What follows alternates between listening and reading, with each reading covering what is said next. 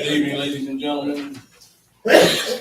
Public Safety Park and Recreation Committee is in session. We have our citizen rep committee member, Deidre Fields, myself, Commissioner Ryan Sullivan, staff, and fellow citizens. First item on the agenda, November 8th, 2023 minutes. Any questions? Ms. Field? No. Minutes. Okay. We'll move on to, I have any, no, not either. So next item on the agenda is the public safety report. Director McGinnis. Thank you, Bishop Singleton, Ms. Fields, committee, and public. You got the report in advance. I'll go over highlight some few things. Responded 862 calls for service in the month, 52 arrests, with 46 of those adult, 5 juvenile, of the 5 for stolen vehicles. Issued 14 citations. There's 1 non-fatal shooting, 0 robberies, and only 1 home invasion. So those numbers are down. There were 4 arson attempts, and 1 was successful. Actually, all were successful. The 3 were cars, 1 was a house. Yeah, right. I want to bring our attention to the stolen vehicles that have been an issue for going back at least a year, a little longer. And we have, I do have a report that I'm compiling for the year. So there were 24 November alone, and since January 1st has been 99. Here's the major issue that we're experiencing. We have been making arrests, and oftentimes we're even arresting the same people. Unfortunately, the cadre of them are juveniles. So there are many times where the juvenile center won't lodge them at all, or if they do get lodged with a combination of other things, they're back out. You don't have it here, but there's some data that shows a gap from August to November. One of the adult vehicle thieves was incarcerated. You can kind of tell statistically from when he was in jail to when he got out. So we're looking at that and watching that. And we are also have contacted the court, the juvenile division, on what we can do to keep these kids from getting back out on the street. We have one instance where 1 kid stole 3 cars the same weekend that we caught. We got people who, there's one lady, unfortunately, who her car has been stolen 3 times. They are still targeting the Kias, what's that car? Hyundais and Kias that have that deficiency. I know the engineers, they've been trying to make patches for them, but the older cars are still easily taken. The reason why I didn't have that report ready for today is there's another number. It's called 2900, and that is for MDOPs, because some of our officers have categorized attempted but not successful thefts as malicious destruction of property. Basically, smashing windows, smashing grabs. So I'm gonna look at all those numbers together to kind of give us an idea and how many people that we've actually arrested. I know 2 weeks ago, that shift made 3 arrests on stolen vehicles, and they're all out like by Tuesday. So that may be an issue. We talk about kind of social justice. One of the things that kind of disturbed me was actually this same weekend, we caught one of the offenders that has been a repeat offender. I think there was a small chase. I think there was weapons involved. We contact the juvenile center. They wouldn't take it. They go on the scoring system. They wouldn't take it. Get him, because we had to let him go. He went down to Stevensville and did something. Nothing near to the level of stealing the car or having a weapon. And of course, they took him. And Stephenville called. That's what we need to talk about, those things. So that's their report on that. Detective Bureau has been very busy. As you know, we got the partnership with State Police, Major Crime Unit, ATF, FBI, and they were instrumental in helping, honestly, a lot of the legwork on that Dunham's breaking with the 123 guns. Yeah, we were able to get on that very quickly and speedily, so we're very successful there. Of course, public outreach continues to be high, in giving out smoke detectors and CO detectors. And I'll let Cass speak to some of the things we've done in code compliance in relation to State Fire Marshal coming down and visiting Benton Harbor. We were lucky enough to have the state fire marshal and staff come down in November. He read to the second and third graders at MLK school and then came and met with us on some fire prevention activities. A couple of the things that he was able to provide were some statistics that we were able to look in. And we're kind of the anomaly when you look at fatal fires across the state, where they're happening, the age of the people, even the sex of the people. Everything happened in Benton Harbor is pretty much exact opposite of what's happening across the rest of the state, numbers wise, which is interesting to see. Through the U.S. Fire Administrator, this is the Benton Harbor fatal fire problem has worked its way all the way to the U.S. Fire Administrator in Maryland. They were able to get a hold of State Farm Insurance. They're the largest insurer in the country. And all State Farm customers that live in the Benton Harbor 49022 zip code, so they'll even reach out into the township, will be receiving a device in the mail. It's called a ting. And this ting, it goes in your outlet and it sends a message back to State Farm if you have problems with your electrical system. They will send out an electrician and pay up to $1,000 to help fix your electrical system if you do have a problem. It's only for insured by State Farm, but I mean, that's huge when you think about it. So we're very lucky, and we're continuing. We have numerous different aspects we're looking at with fire prevention and some home inspections and some different things out there. So a lot more to come as we go into the new year. One last thing I want to add on that is it was very insightful speaking with the fire marshal in reference to how we can be better. And we have a very good public information campaign. It hits largely kids. And one thing that was said that really resonated with me is improve our message, meaning we got to get the message to the adults too.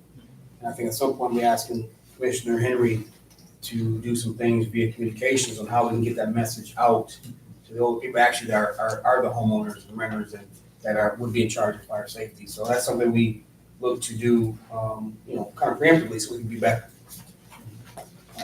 And that's all we have on that, Commissioner. Thank you.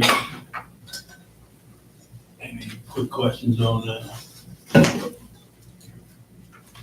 Next item on the agenda, a resolution to approve the use of ARPA funds for the renewal of body worn camera system and data storage. Okay, I'm filling in for Clark, he's at a training. So what we're asking for is the ability to use some market funds to cover the cost of some body-worn cameras for data. So let me kind of explain to you kind of what happened.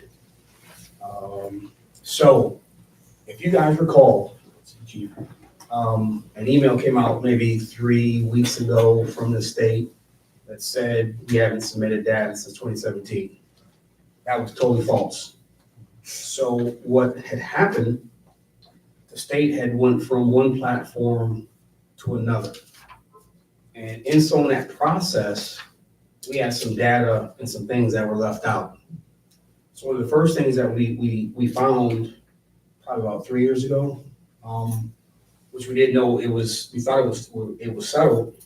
We first found there was an issue. So we have every year with DOJ we get through JAG grant funds through the Burn grant, and that's what you've seen through the years.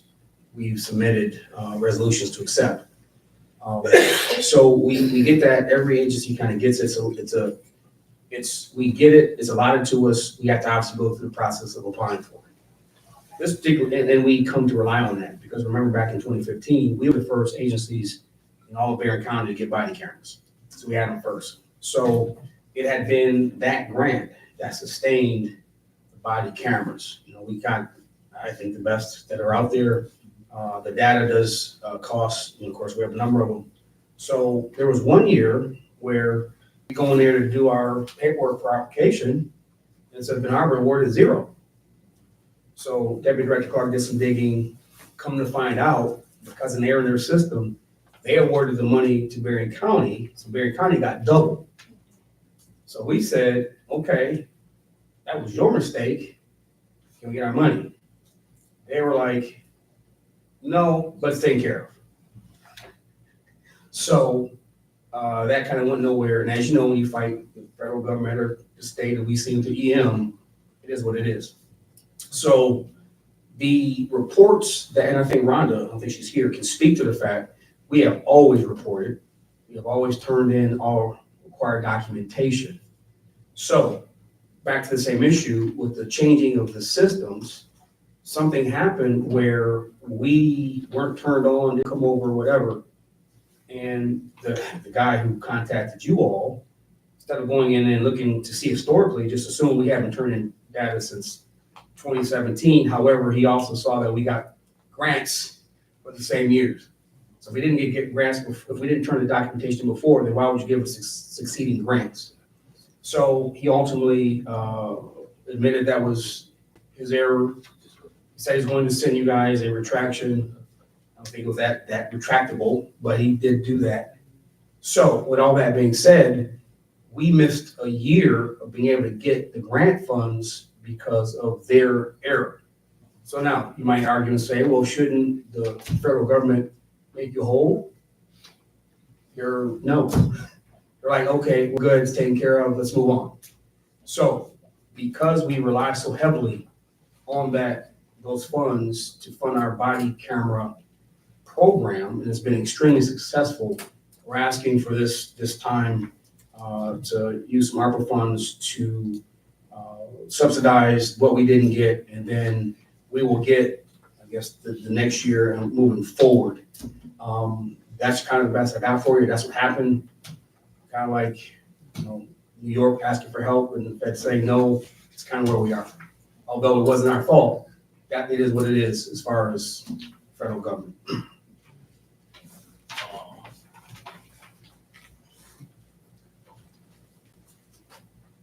Yes, Honorable Chair. Chair of the Personnel Finance Committee. Yes, I just want to the chair, are we sure that this can be used for revenue loss? Do we check the opera, I believe so. I do know Deputy Director Clark and Rhonda had some conversations on this. Mm-hmm. I would Terry to say when I had came to this point, if those had not been properly vetted and those questions answered. Okay. So it's just to be for the 1 year, this is just one payment for just this year, right? Whatever year is missing. I'm not sure if it's this year or This- was. But this is per year, how much it is, so Yeah. actually, Yes, sir. which you have a grant that you're working on now that's been, Yes. to pay it up. And had we known Mm-hmm. there was gonna be a gap, we would have, when we did our budget process, Right. put that in. Mm-hmm.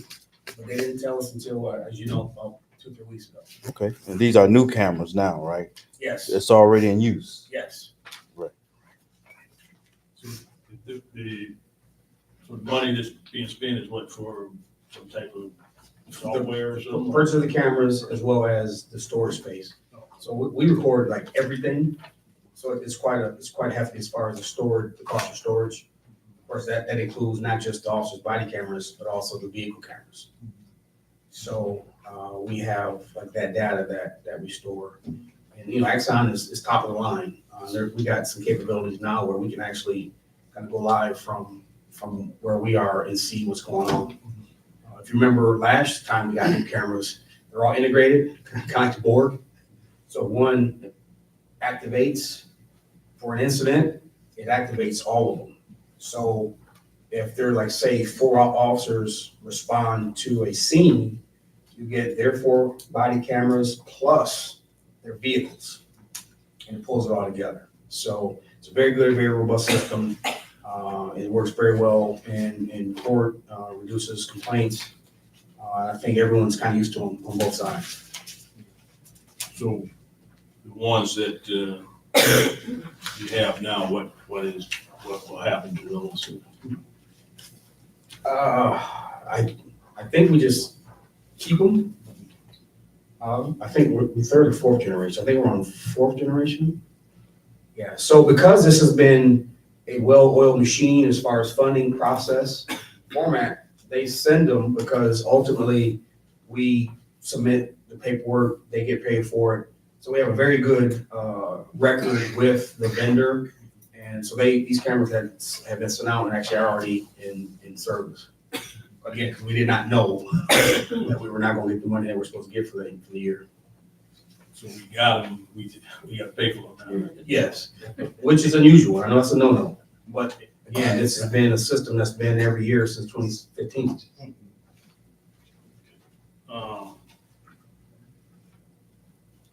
I wish Rhonda was here. Kind We'll put it down to finance. Talk about it of, do more. we have time to? I'm not sure. Okay. Yeah, if we could, that way Rhonda can kind of give us, the, Is our next meeting Monday? probably my next commission meeting is Monday. And Clark is actually in the training out of town, so I don't actually know if it needs to be on Monday or if it can wait till Wednesday to following meeting. I'm not sure. Would, I mean, for,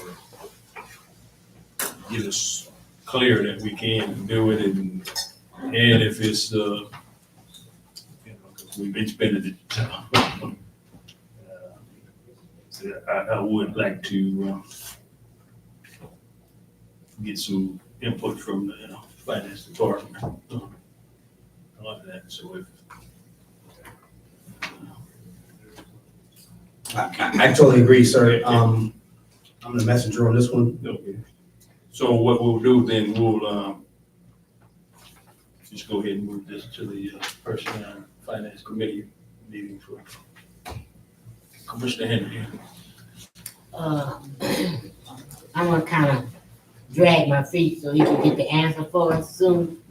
I want to ask through the chair, the director, can you give me the cost of the data? Is there a separate cost in the data source in our camera system?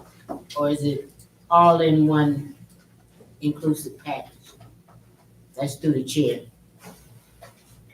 Mr. Director, could you, I didn't hear a question. I heard I didn't can understand. you repeat that? You got your answer?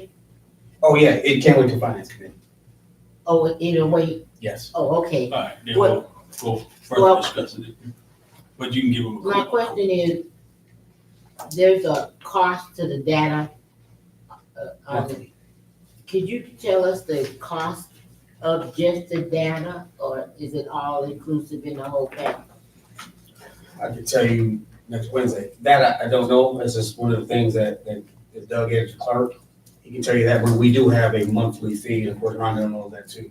So we'll make sure that Rhonda and Clark will be here to answer those questions. And actually, we'll get that to you ahead of time. Yeah, I'm great. Then I got a really nosy question. You said Bering County got the grant. Can you and I have that conversation, or do you want to tell everybody?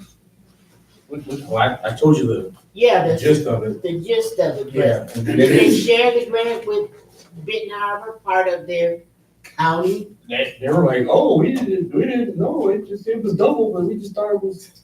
I think that same year, Benton Township didn't get theirs. There was one year where it's been screwy. So we work with them to make sure that they get theirs too, because we all get so much from here. Did they And share any of that with the city?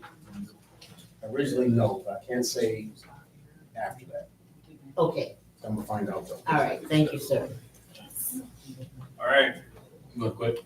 Go ahead, Coach. Thank you, Chair.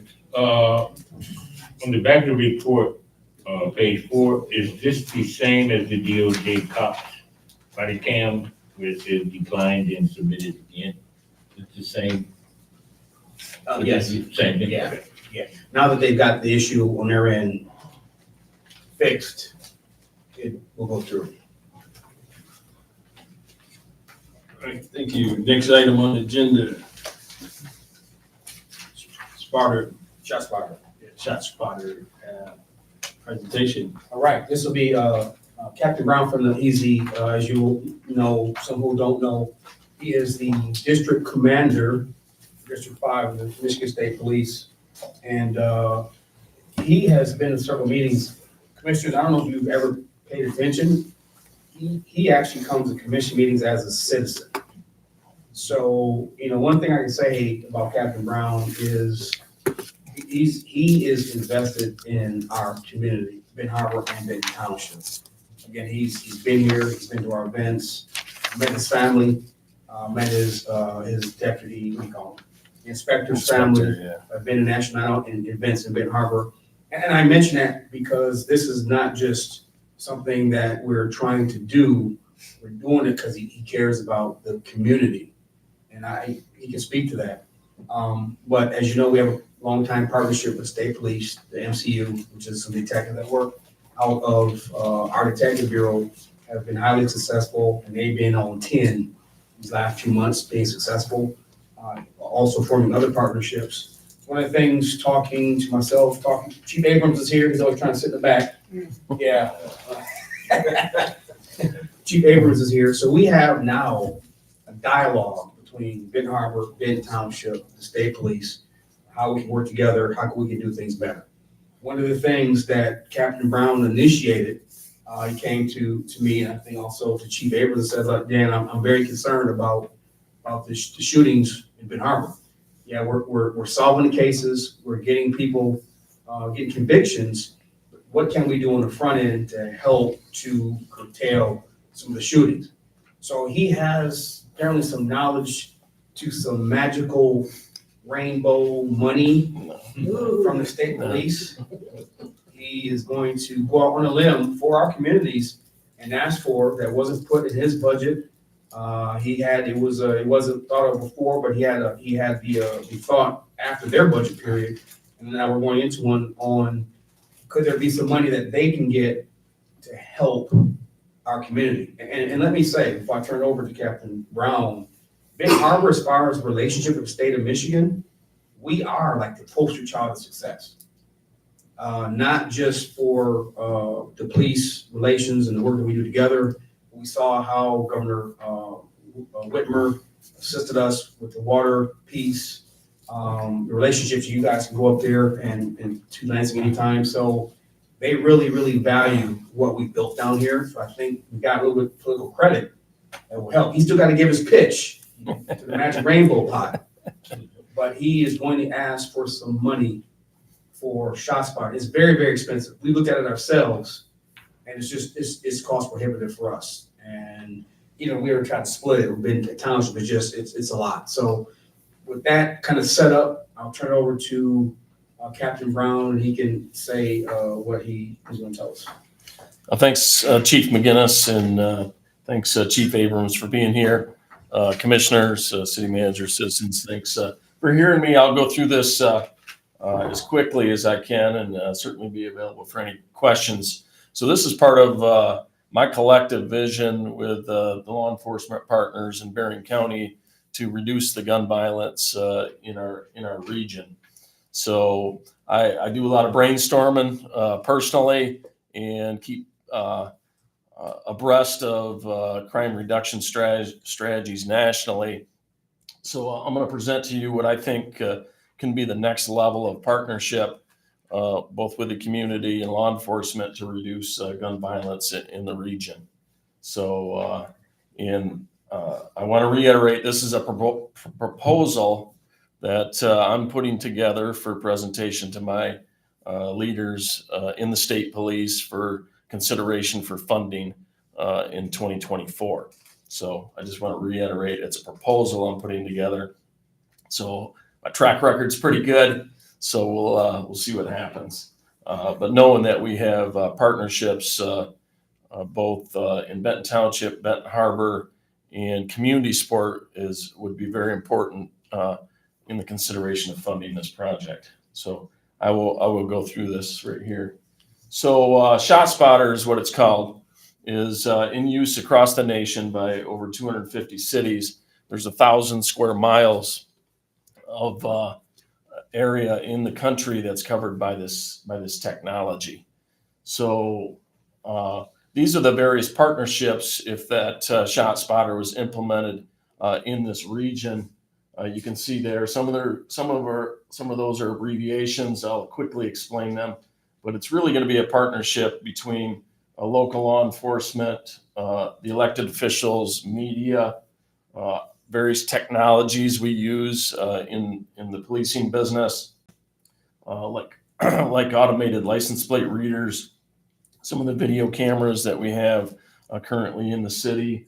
And NIBIN is a national index that catalogs firearms casings that are found at scenes of crimes or gunfire at vehicles or residences. So those are all pieces that would go together with this technology. So we're using some of those, but this would bring them all together. So why ShotSpotter in this region? So when I was looking at this, I started really thinking about this in September, October, putting this proposal together. So knowing that I continue officers down here to patrol all year on a full-time basis, and our detectives that we partner with. So we continue to have victims that show up at the hospital that have been shot somewhere in the community. So, and then sometimes we have knowledge, most times we have no knowledge of where the crime scene occurred, especially if they're uncooperative. Could have happened outside of a residence or inside of a building. So then we have our officers that are continuously hearing shots fired in the community while they're on patrol, and they can hear the general direction, but they're not, don't have any pinpoint location where those shots are fired. So, and we still have in this region vehicles and residences and individuals that are struck by gunfire at a random times. So that's why I think ShotSpotter would be beneficial to the region. So if you can see that, I'll cover this one real quickly. So I'll go into some of the technology that we're talking about. But with this technology, about 10 to 15% of gunfire nationally in areas that ShotSpotter was reported before they put the system in. But with this technology, in the areas that you have it set up, you will be notified and have a high likelihood of locating where those shots were fired in 90% of the cases versus 10 to 15%. So that's a huge difference in the community. So, and also the time that the officers are there, I'll cover some of the technology, how they get there quickly, and having a pinpoint location to find crime victims or where the shots were fired is much more rapid. So those are some of the benefits of the technology. So I'll make this as simple as possible. So this technology uses a multitude of acoustic sensors that are placed in the area that you're covering to triangulate where the gunfire is coming from. It all has to be outside. So inside of a residence, you're not gonna. That's not effective. If it was on the doorway near outside, probably effective. But each sensor captures the precise time and location and triangulates that where the gunfire occurred. Okay. So that schematic kind of shows that it takes at least 3 sensors to detect the gunfire and pinpoint the location. So at that point, the gunshots are detected, and the gunshot noise is sent to a command center run by this company where there's individuals just like ourselves that are analysts that listen to the sound. So it's automatic, but then there's a quality control function with an acoustical analysis before it goes out to the officers, dispatch center, et cetera. So then the police respond. So this technology all works in under 60 seconds. So from the time of the gunfire to the analysis to the dispatch, the alerts to the officers. So there's also an officer safety component there. So if one gunshot is fired versus 60 gunshots, which we've had some instances in the region where there's a large amount of gunfire, that the officers and dispatch, the officers know exactly what they're getting into. So there's an officer safety component to that at the same time. So, but the bottom line is the sensors that are placed on buildings, electric poles, light poles, houses, it takes 3 of them to detect it, and then it goes through the quality control. So the shot spotter accuracy, they say it's accurate to within 80 feet. And I'll talk about a visit I made to East Chicago, where we talked really about how they use it in East Chicago. So we talked about within 60 seconds, if the chief and I and all our officers had it on our smartphone, it would come to our smartphone. It would come to our mobile data computer in our car that all our officers use. It would go to the dispatch center all simultaneously. Sometimes our officers are out doing things in the field, so dispatch is a crucial component of it at the same time. So across the ShotSpotter clients, there's about a 97% accuracy with the customers because they have, for example, in the last year, they had 12 million alerts across their customer base, but they only dispatched or alerted on 2% of those with the quality control, both the initial analysis, then the person analyzing it. So, because we do not want our officers going on to calls that have no merit. If it was someone pounding some nails, doing a building project, or a car backfiring, fireworks will get screened out, things like that. So we really need it fine-tuned. They've been working on this technology for 27 years. So we, at least the feedback I had received from East Chicago is they've had it 10 years and they really love it, and it's accurate and it's fast. So, and as I said, it's verified by analysts in one of their incident command centers. They have one out on the West Coast, one on the East Coast that are manned 24/7, 365. So I talked a little bit about the app that's available. It's fairly easy to get once you have the ShotSpotter. It's just a URL website you go to. You download the app on your phones. So, and I will say, if this is approved, that myself and my staff will. I guess I'm just going to say we're going to handle everything. The company does the training, but for the agencies in the area, state police, county, Benton Harbor, Benton Township, St. Joe Township, anyone who has a need for this application, it will be available to them. We will not be holding anything back. So as I said, that you'll immediately get an alert on your phone, and it sends you the exact location in an audio file. So you have a Google Street View of exactly where you need to go. It's like a pinpoint when you put your map on that you're going somewhere. It puts the dot there where the gunfire is, and then you can listen to how many shots were fired. It all happens very quickly.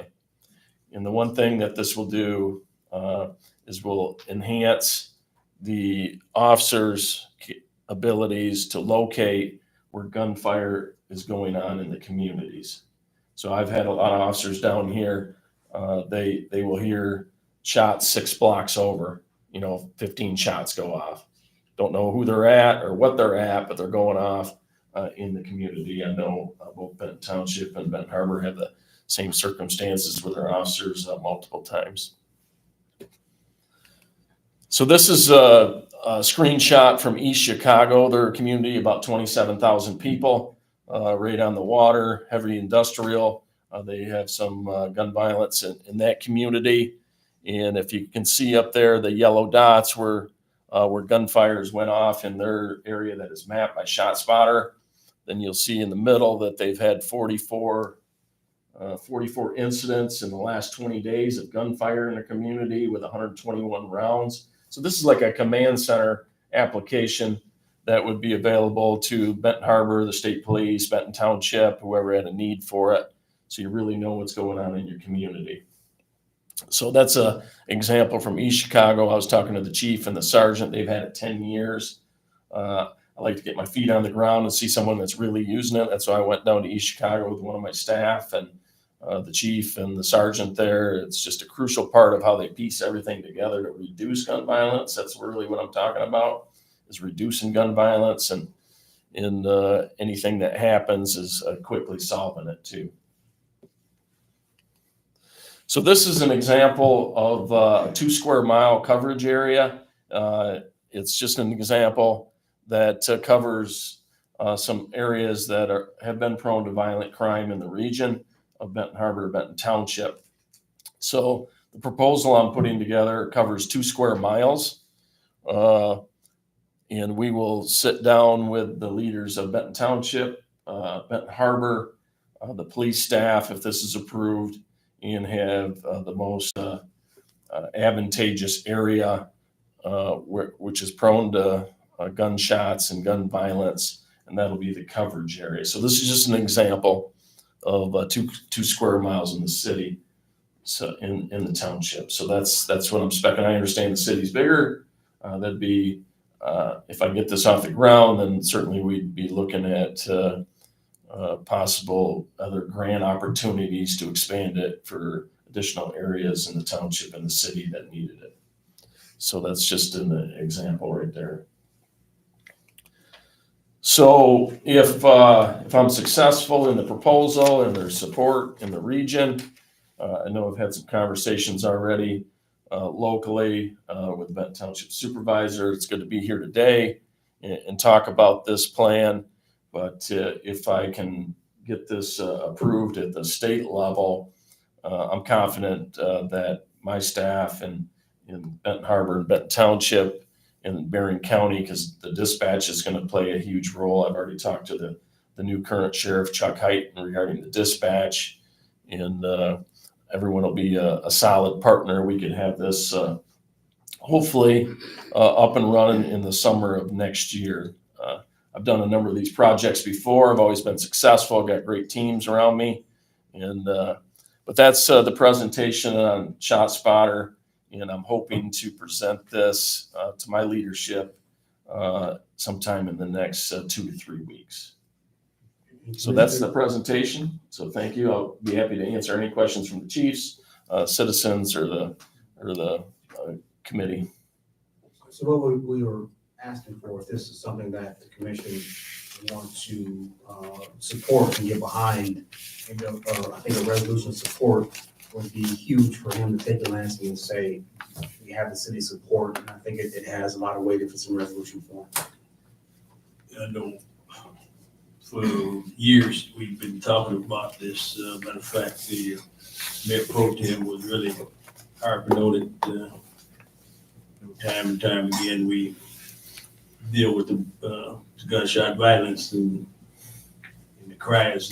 What can we do? Like you say, getting on the front end of it is definitely important. And then at some point the word will be out there that if you actually firing guns, in this area, that your probability of getting caught is going up now. So South Bend, don't they? I believe they had it. Yes, South Bend, Indiana has it. There's some bigger police agencies. Detroit has it. Chicago. Other reason I went to East Chicago is they're a smaller community, 26,000, a little more applicable to the region that we're looking at here. And So, but we do have it fairly close to here. And Commissioner Singleton, you're 100% right. My vision is reducing gun violence is crime prevention as much as policing. Solving crimes. Obviously, we got to solve any crime that happens, but the crime prevention aspect is just as important to myself as anything here. So, I definitely support it. It's definitely a step in the right direction as far as trying to curtail it.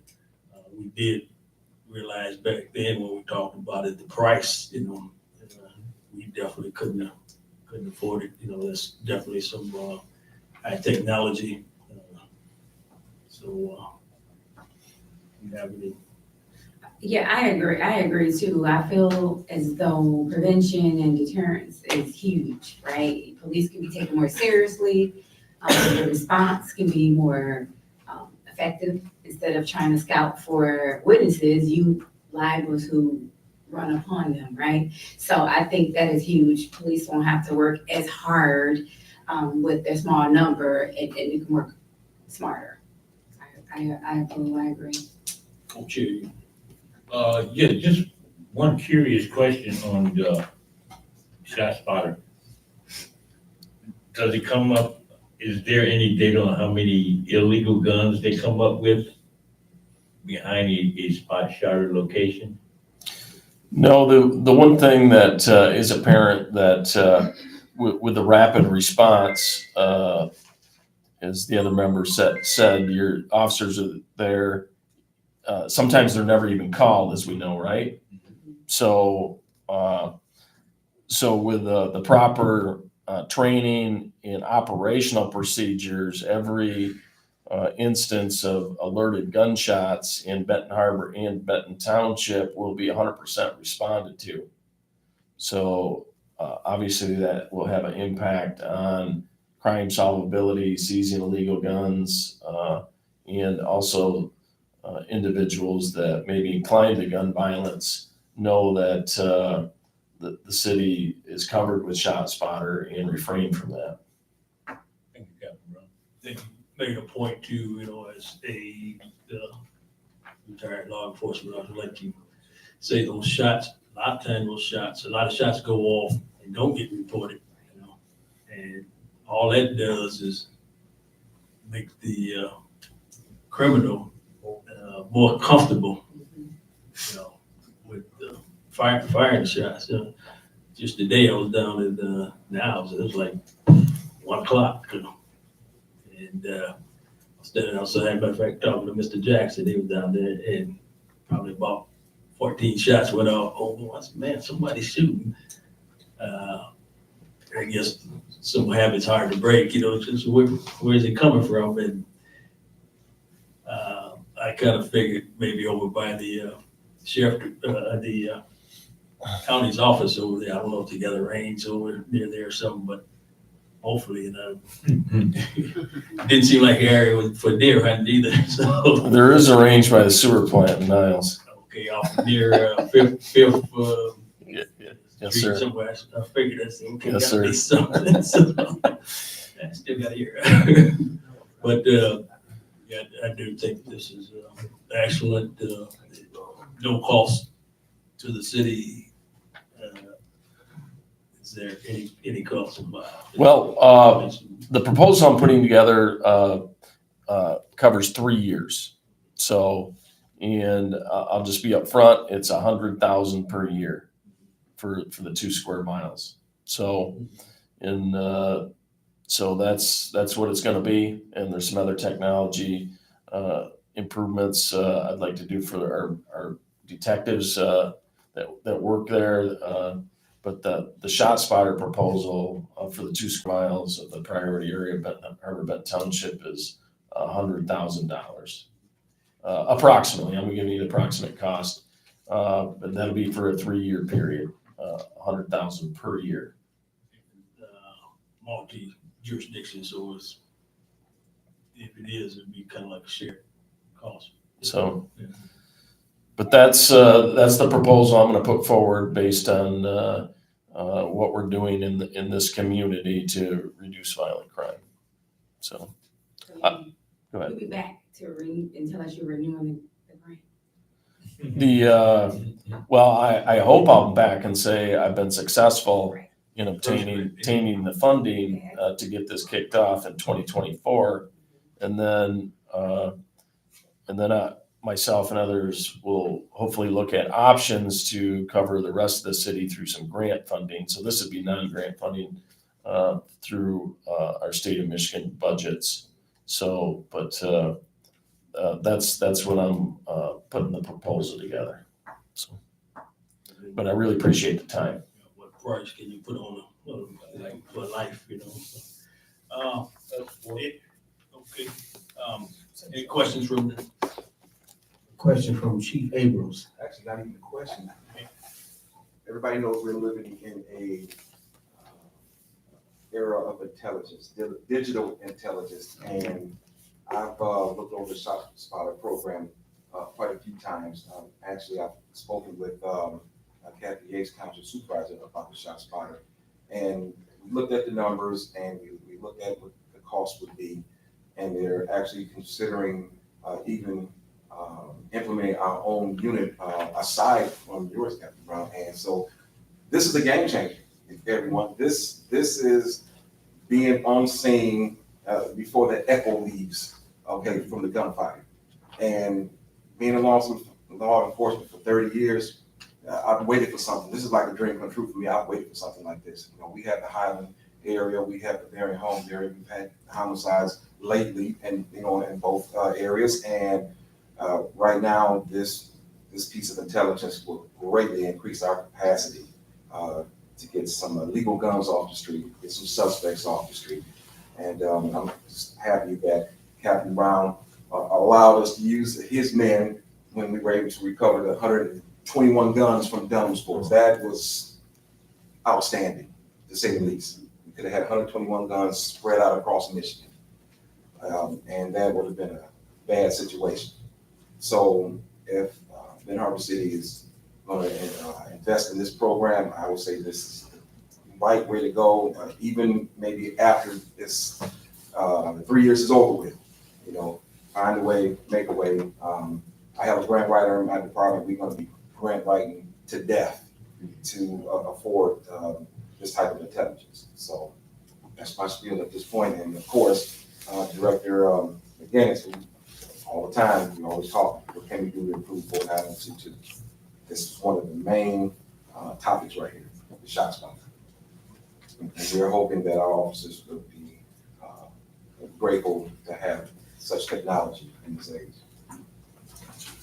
Thank you, Chief Abrams. Any other questions? Thank you, Captain Brown. Yep, thank you. Consensus move this support.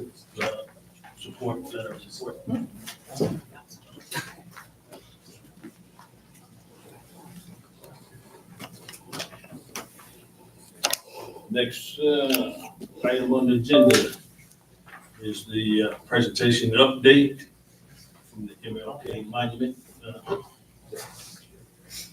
Commissioner Isom. Yes. Thank you, Honorable Chair and Co-Chair and Citizen Rep. Today we have the update from first of all, I'm Commissioner Isom of the city and Co-Chair of the Unified Civic Monument Project. And today we'll be giving an update on where we're going, in which direction, and we'll be having an update from the Browns, the visionaries that started this. So, and we do have support here from the committee and from one of the artists. The Browns, we have for update.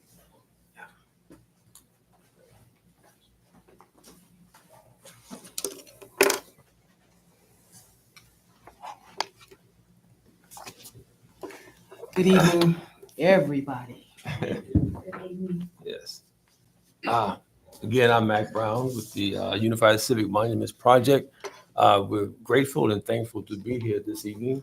And we are here to present an update on what has become a monument movement, if you will.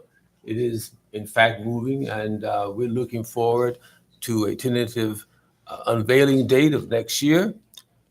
We also have here represented is Mr. Garth Woodruff from the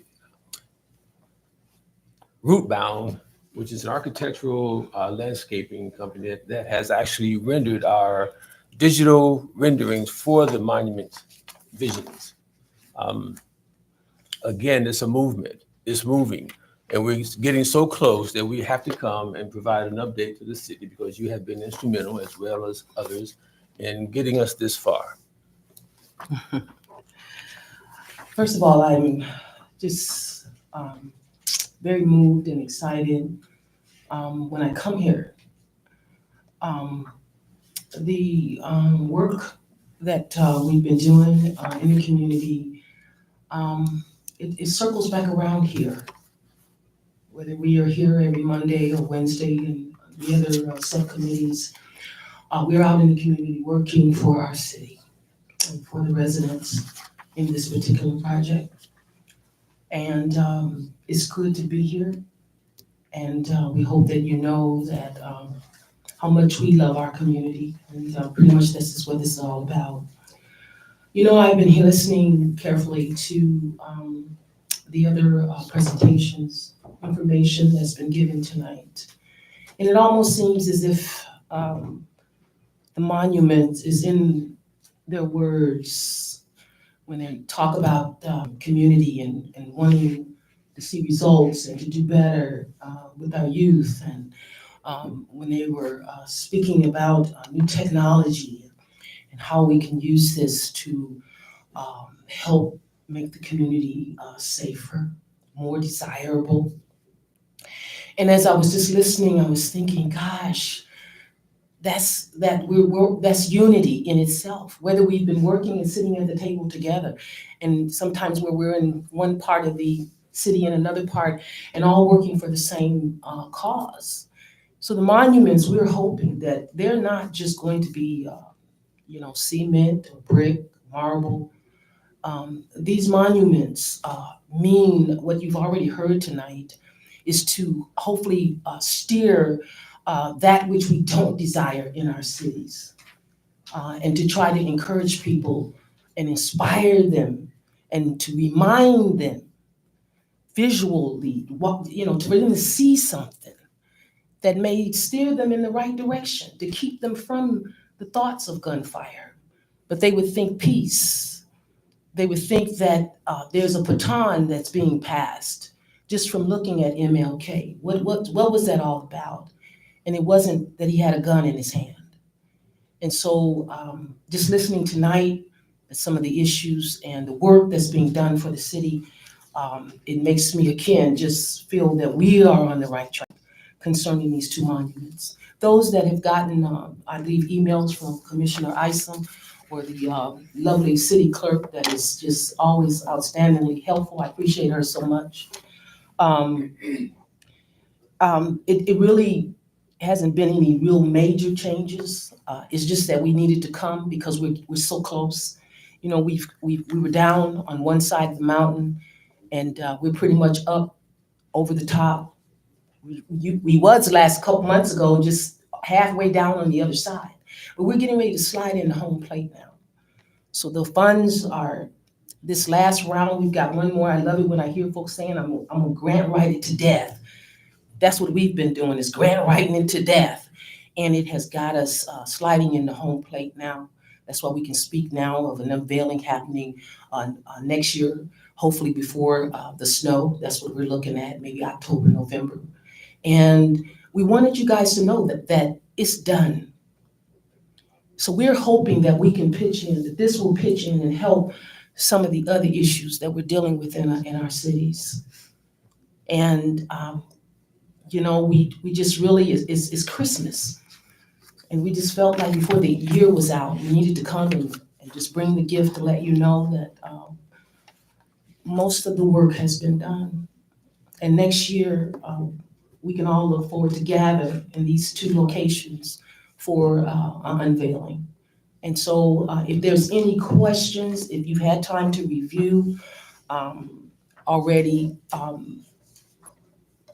the changes, nothing major as far as just the area, the amount of things, it's all still the same. But again, it has been a while since we've been before you, and we just wanted to come back and let you know that all is well and things have, they're really on speed dial. Please look forward to, the first time ever we're doing a door-to-door mailer for both cities. This is the first time we've ever done this because we don't want to leave anyone out. And I just felt like Benton Harbor in particular, I said, I don't feel they've been saturated enough with the awareness of the monuments. And so coming out later this month, we're looking forward to a postcard to give people opportunity that still would like to maybe donate, get their namesakes on the monument. And there's we call it a GoFundMe, but then there's other terms, patronicity, cloud funding, and all this other stuff. So that's going to be part of the postcard, letting folks know that this is our last grant that we're pursuing and our last call and response to the cities of Benton Harbor and St. Joe.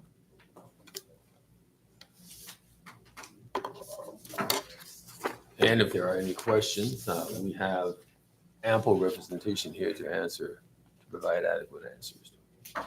First, I'll just thank you for all the hard work. I know it's been hard, I remember from the beginning when you started and the different views and stuff. I think you did a great job of trying to incorporate, everybody's. We heard you. We heard yeah, you. opinions and, I think it'd be a awesome site there at City Center Park, also known now as it's Dwight Pete Mitchell Park. Now he's the late Dwight Pete Mitchell. So he didn't get a chance to see it, but I'm sure, Any questions here from the panel? No questions. I agree. And I remember early, like just being at events together, right? And the passion and consistency has really paid off. It's not what you start, but what you finish, right? And what you stay with and not changing for whatever reason, right? And the vision is the vision and you've made it plain. I appreciate you guys very much. Coach, you. I would just like to say congratulations, working with you guys. I guess it was last year, and it was kind of interesting how I got involved. That it was kind of like, where I was going with it. And I was just thinking of the window in there. And I don't know if you already took input on that or not, but I was just looking at that and I was like, oh man, that window adds a thought to it, as though he's coming from the light of hope, as opposed to just a plain wall. And I appear with this great message. The church window, it's like you're being sent to do this, as opposed you just appear from somewhere. But I wouldn't want to delay this. I know how hard the group worked to get this done, and it would be magnificent to see it. And I think, everybody, once you see it, something you can bring your grandkids here, because the generations that have no idea what this stands for. They know Dr. Martin Luther King had a dream. Some of them even know his speeches by heart, but to live it and to understand it and walk some of those protests means a lot to us that had to do it. So I thank you very much for it, very much. To piggyback, I don't know if you would come back to me, but I I don't know, again, I'm just thinking about the plan of action and what Commissioner just brought up in regards to, you have marches, you had different things mimicking your mission, right? And they were so just, they weren't obvious, but they were obvious, you felt, right? You were, especially if you engaged. And so, again, I'm really proud of you guys, and younger people don't even necessarily, have the wherewithal or to continue with it, right? And just having conversation with you guys at different times of like, I'm just trying it, or I just believe, not even when you had, not even having the support that you would think you would get, whereas you're trying to empower, put in place representation or inclusiveness, and people not even seeing that, right, and appreciating it.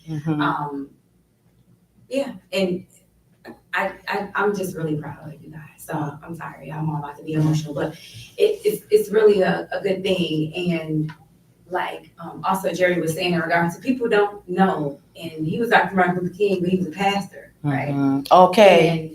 And people will now spark conversations. It can be a classroom trip, it can be a church trip, it can be a civic engagement trip, and I'm already thinking about things to do, right? There, and in reference to that, we have it because of you guys. And so my question then was, what was that process in regards to, contributing and getting the name on the wall and things like that? Do you have pricing and things just yet, or will you come back and present that as well, or it just be in the mail? I would certainly direct you back to the website. It actually has that information on there in regards to if you have a church or a family, or if there's a namesake that you would like to see at the monument. It is at least, it begins with $1,000 donation. And we've tried to encourage family legacies, in particular where your family has been here and stationed in Benton Harbor and contributes so much. And a lot of you are sitting here in this room, and your family name needs to be there. It's gonna take $5, $10, $15, $50 to get the family together to say and agree upon to have our family namesake there. That's important to this project. I know sometimes we feel like we're overlooked and left out. You're saying sometimes things are missed. I've been trying to be loud, even with this door-to-door mailing. This is an opportunity for your family namesake. Our public safety director, how long has he been here? His family. There's legacies of pastors and preachers of 2 and 3 generations and churches. And for us to have an opportunity to leave something of history, for other folks to know the history of your family, of your church. Don't miss that. It's just not enough stretch and time to try to break it all down in bite-sized pieces in little bitty groups. And it's unfortunate, a miracle such as this, you kind of sometimes still feel rushed through it because and then at the same time, I don't want anybody to miss. Like you said, working with it, I kind of know. And so we're doing our very best to get people to see the depth of it and the opportunity that it's also for them to be a part of it. And I wanted to just make a comment toward Commissioner Jerry when he said the window and the light and all. I love that. And that's what art is about too as well, is to look at it and then see and draw and what draws you to it. And certainly that window, nobody knows, the artists know, we know, but that window is a window of opportunity because that's what MLK was about. That window is a window of light. It also is a window that he was transparent, you could see through. So you're right, it wasn't all about a wall and you can only see him from one side. Martin, he was out there for you to see worldwide. And so I appreciate your artistic reflections. While they were talking, I was just sitting there envisioning the buses coming in from the schools and, tourists coming in, and, long after we gone, it'll still be going on. Yeah. So, That's our hope. I say Merry Christmas, Benton Harbor in particular, because we don't have anything else like this. And I just feel like it's just kind of a present right now here at Christmas time for Benton Harbor to be getting something like this. And I know we have our sister city, St. Joe, but they're a little bit spoiled. We already know that. They got a lot of this stuff. So this means to us, this is a special gift. And I just want to see the unveiling where we all open it together. Any other? Question before they get up. We do have one request, though. We need a point person from the city that can, when construction start, that the contractors can contact. So, city manager, assistant city manager. And it's not scary. It's Garth. Garth, can you just, you'll be working mostly with Garth over there from Yeah, New you Balance. can communicate, city manager, assistant city manager. Is that okay? Is that? Yeah. Can we get? All it is about groundbreaking. The day we show up and concrete starts getting moved, or there's a little something that we're getting ready to do as far as moving into preparing the site. Thank you, city manager. You're doing such a great job, and assistant city manager. This is gonna be a celebration. Now is the time. All right. Anyone else? Anything else? Thank you. Merry Christmas. Thank you.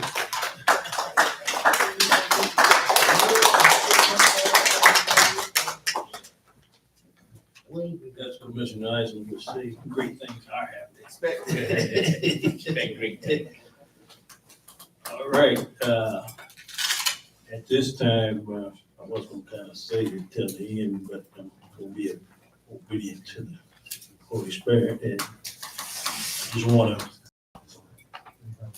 my co-chair, Commissioner Jerry Edwards, been doing a great job with the Park and Recreations as it was attached to this committee. Next month, there been some kind of reorganization to Park and Recreations. Okay, yeah, well, it's being proposed that Park and Recreations will be moved to the Plan of Economic Development. But thank you for the work you've been doing there. I know it'll continue. So appreciate your services and your continued services. Just want to say that. At this time, Park and Recreation update from co-chair Commissioner Edwards. Thank you, Chair Singleton, and I would like to say before I forget to my last meeting, public safety meeting of the year, and I want to say congratulations to all of the public safety law enforcement, from federal all the way down to our local. It's been a very interesting position. I had relatives that were, in law enforcement. Then when you get a son or a daughter in law enforcement, it brings you a whole perspective. You look at law enforcement a little different. So I kind of get an understanding of what you guys had to go through month after month. I can't say day after day, but month after month. I just want to let you know that I appreciate you guys' work. Everyone else here, thank you all for coming out. Parks update, that is a proposed move, as Commissioner Singleton was saying. Just on behalf of the parks and myself, I want to thank Commissioner Singleton for those remarks. And I want to thank those of Ben Harbor for allowing me to be myself in these parks. Parks has always been my thing because it brings kids to a place of peace. Amen. Working with kids in some of the worst places, a park was sort of a neutral ground for a lot of kids who did not want to, who could not make it home before trouble would start. But if there was a park in between the school and that home, they needed somebody at that park to be their protector, to be there. I started a program where we had, it was called Safety Net, where we would just have people sit in the park. Maybe we would have seniors sit in the park for 2 hours. You have different kids, you'd be surprised how many kids eventually would want to talk to one of you all. They come up to you with a conversation you wouldn't even imagine that kid should even have that idea in their mind. But to know that they can come to a stranger that they have been watching, that you didn't know they were watching, come up to you with a question that they wouldn't even ask their parents. That's a lot of trust. So what does a park mean to me? It means life for a lot of children who have no parents, who might have parents, but are not capable. Some are capable, but they might be working 2 or 3 jobs, so they might be raising themselves. Some children are looking for help. They don't know how to ask. They're not gonna walk up to you and say, hey, you wanna be my mama? They're not gonna do that. But they're gonna watch you and they're gonna trust you. We gotta be on hand. Shot spotter is great. Great, I love it. But if we can get to a kid before he gets to the gun, spot shotter becomes insignificant to a point. Amen. So when we get our kids and they're grown, we gotta reach back. Just be there. You don't have to spend any money. Just be there. Kid lying down the slide, and bully comes in, they can run over there and act like you're their grandparents or something. But it saves their life, or it saves a medical bill, or it saves somebody from going to jail. That's my update on parks. Other than, I don't know if anybody else is here, DDA, beautiful job. Richard, thank you very much for all you do. Even when he's on vacation, he's sending me stuff. I called him, it was 140 tires we had to put up, called Richard was there. It's cold, but we did it, had fun doing it. Thank you, Deidre. Thank everybody for coming to hear your update. I will be, and this is it, I will be over there playing some Christmas music at times. Be 2 hours at a time, can't get froze. So I will be over there playing some music for about a couple hours. Christmas music, that's all it'll be. So thank you all very much. Yes, question, I'm sorry. I'm wondering if you've been to Gene Clark Park in the last week. I went out there, there's the electrical box. There's some horrible things. Somebody's gonna get hurt out there with that electrical box and those wires. So I just want you to know, I took a picture, but I didn't know how to send it to you, city manager. So I'm here to say it, and somebody really needs to look at it. Thank you, Commissioner. I haven't been out there this past week, but I will go out there right by The there. electrical box is open, and there is a wire hanging just there. So it needs to be addressed immediately. Thank you. Thank you. Ms. Fields. Anyone else have? Commissioner, where is the Gene Clark wire? Park, No, the park, but what power source? Like, where is it? at the Concession stand? concession stand. On that little, you have to go in the little hallway? Yeah, I do have something with parks in regards to, the Spark grant. I didn't know if Assistant City Manager was gonna talk about it, but it is a grant for, the renovations of Gene Clark Park Playground.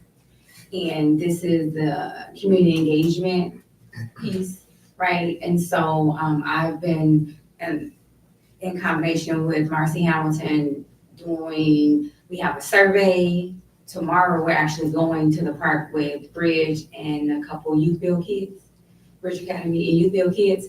The survey was in combination last Friday with Benton Harbor High School Commitment and FAFSA Day. So it was like 100 surveys completed at that time. And it's more of a in general one is, do you know where you live, kind of the demographics and what would you like to be renovated and things of that nature. And then Our March has 3 mock-ups to choose from.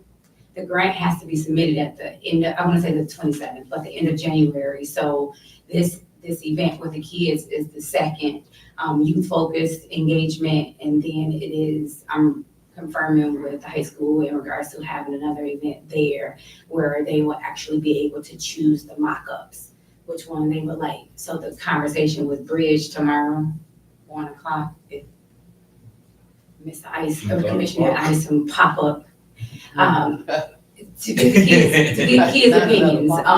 We want everybody to do the surveys, but you obviously want kids to engage. Like when I was meeting with Bridge, the kids were like, oh, can we have a merry-go-round? And I'm like, I didn't think about that. And so I said, save that question, compose some questions, and actually ask Marcy Hamilton about it. So again, that is tomorrow at 1. It's roughly about 18 kids. I think Louise may be able to show up. She's going on vacation Thursday. But that is something that is happening again for us, right? We have Hull Park, now it's Jean Clark Park. I think we're way overdue for a new playground. I keep forgetting it's even there. I'm like, oh, playground. So I will make sure that we don't go over by the wire. That's why I wanted to know. We're going up under the pavilion. And so also too, I'm sorry, we're gonna have it where the kids are competing for like a $50 gift card of doing their rendition of the of the mock-ups. And so that'll be voted on. The proposed date is January 17th at the high school by the 7th, but Cindy has to confirm it. Family engagement specialist Cindy Goodson, so there's no testing or anything else on that day. Cool. Through the manager, if you could make sure somebody get out there and see that. Make sure that's safe. Yes, noted. You said 1 o'clock tomorrow? All right, Actually, that was it over there, Mr. Lights. Parks, somebody asked about, I'm gonna ask Mr. Mitchell. Somebody asked me about the gate that goes down to Edwards Park. Is there any work being done down there? Is that, so the gate is just, somebody probably just broke it open? Probably, so.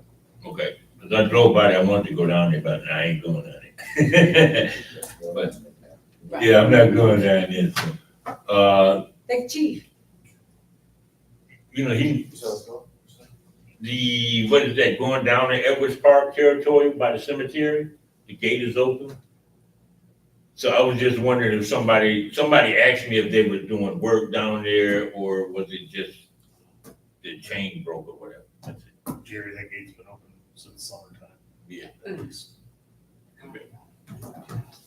should it be closed? Right, should it be closed? I mean, you go down there, ain't nothing down there. You go down there at the wrong time, I guess your vehicle gets stuck. But other than that, there's nothing down there, really. It was Edwards Park. There's a lot of tires down there. I'm sorry, I do have one more thing. This power box that me and Richard Rappers actually at different times have referenced. I can't even remember the name of the street. What? You know, it's on it's an old AEP power box. I have pictures. It was kind of duct tape and it's no longer taped. Catalpa and Broadway. Catalpa and Broadway, It yeah. has a new one right next to it, or a newer one, but it's literally wired, like power. I'm not understanding if it's deactivated, or what's going on with that. And I looked at it back in the summer.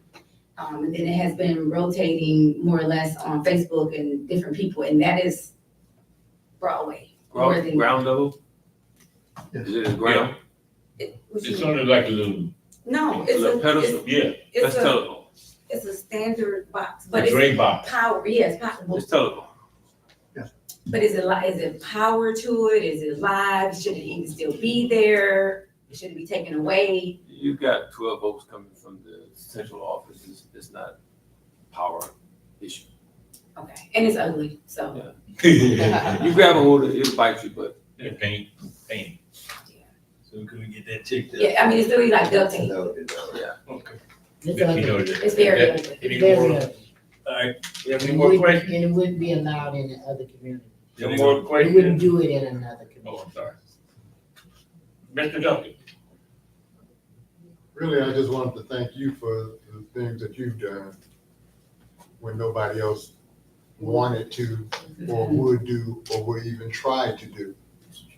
I appreciate you And there's a lot of citizens, and I mean regular citizens, I'm not talking about anybody else, I'm talking about regular citizens would appreciate you a lot. Yeah. The kids, their parents, and I do too. I just thank you. Thank you, sir. Appreciate it, love it. Any more questions? Keep the accolades going. This is not goodbye. No, but this is. Oh, okay. I have one more thing. Yes, sir. I'm sorry. I just hope whatever you intend to do, all of these partners that didn't help you, I mean, may have helped you somewhat, would think about helping you to the utmost this time. Because a lot of things like a gym, we need for our citizens. And I'm not just talking about for the little kids, I'm talking about for our age, what we'll go in there and shoot around, play some ball, won't be shooting up the place and all of that and going through a lot of mess. But if they can't help you, if they didn't help you then, I'm just praying that they'll help you now. And thanks again. Thank you. That midnight thing is one thing. Me and Chief talked about it many times, and also, I can't think of her name, director of Boys and Girls Club, the small one. We did a tournament called Midnight Tournament, and the crime rate went down from midnight to 6 in the morning.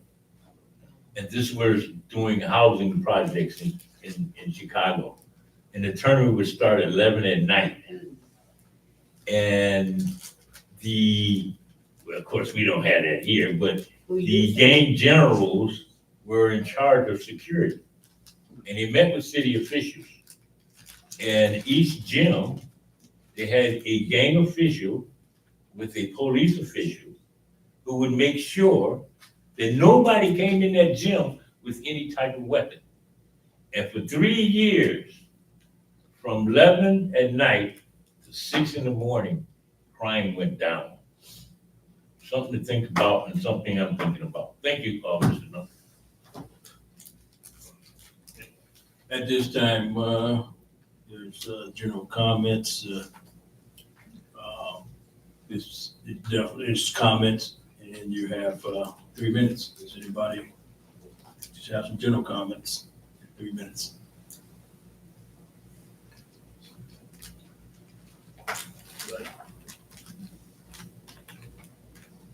Mr. Ravens, okay. Just general, so I don't need a mic or anything, but there's a tree program, CGBG. There are trees. Oh, yeah, come to the mic. Yeah, we're recording this, man.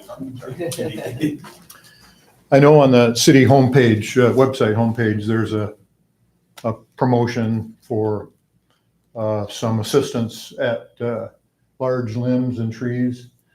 Mr. Little has spoken of it before. I'm curious if there's any action there. I have seen a large tree that was taken down probably by the property owner. It's laying along the street. It's now got a yellow tag on it, which is a code violation, I think. It would be great, as opposed to the tag and being punitive on the person who is trying to take down probably a big dangerous tree, to let them help them be aware of the program that exists, so that can maybe be handled with budget grant assistance. And I kind of thinking along the same way. You just stop by and you get a chance, you can help me with that. If you'll stop by, I can talk with you about it. You can help me with it. I will do that. I'll be glad to. Thank you. There's right in the same area, LaSalle, there's a tree you can see through 2 different directions that isn't, I don't know if it's probably owned property. It's right next to the street. Safety concern. I think I've reported that before, but it still stands. Is that program active? I'm curious. Which program is that? I'll talk to you. Yeah, the tree program. The sale, is it across street for the? It's on LaSalle along the ravine, which borders Edwards Park there. guess that's the main one. Then Applicant, sorry. Wait, Mr. Little. One other thing, just safety. There's a woman who does a lot of wheelchair time. And I don't know if anybody, I think Mr. Edwards knows her. Man, she could use some reflective tape on that thing because she's cruising along the edge of Main Street. So safety, that would be big. That's enough. Thanks. Mr. Little, yes. Yes, it just occurred to me that I may be missing an opportunity to explain to the general public that program and how it is designed to work. What we need to do is get an inventory with pictures and the address or location where these down tree limbs and trees are, so that we can determine if any of them are city-owned property, and most of them I already know are mostly privately owned. The thing with privately owned properties is we can't just go on them and start doing stuff because it looks good and so forth. It's a good way to have a good deed go punished because somebody then claims something and wants to sue and all of that. So what we need to do, once we get them cataloged like that and who properties belong to, is have code enforcement actually go contact their property owner or post that for a period of time, giving people an opportunity to object if they want to or whatever. And if they don't, then we can take and package those and bid them out to have somebody come and clean those up and remove them. And then we can put that cost on the property where it's taken up, because then removing these trees and things on private property is a responsibility of that property owner. Kind of as Commissioner was just saying, it wouldn't be allowed anywhere else. But we've got so many of them, it just overwhelms us. This is what has happened. And that's the reason that CDBG, we've set up a program to try and address that. If it's on city property, I can just bundle them, package them, put out bids, get them cleaned up. But if they're on private property, there's a process you have to go through in order to protect the city. Wasn't that program also where a homeowner could participate in? Could you explain that part? Absolutely. If a homeowner has such a situation and wants to address it, if they'll let us know, we can work with them to do it. And we'll pay 2/3 of the cost of removing that if they'll just pay 1/3 of it.